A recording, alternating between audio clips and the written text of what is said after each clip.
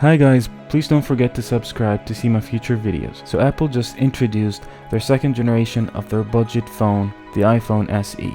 It starts at $399 and is made of durable glass and aluminum design.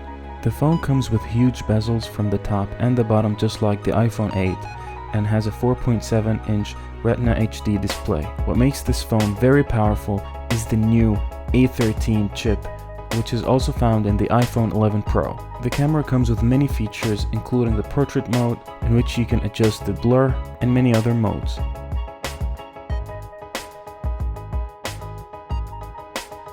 You can even record videos in 4K quality. The phone doesn't have the Face ID, but instead it has the old home button with the fingerprint reader. The iPhone SE is water resistant to 1 meter for 30 minutes and it's splash and dust resistant. The battery is also improved and the phone comes with the iOS 13. The iPhone SE will be available in 3 colors: black, white, and product red. Thank you for watching. Please subscribe to see any future video.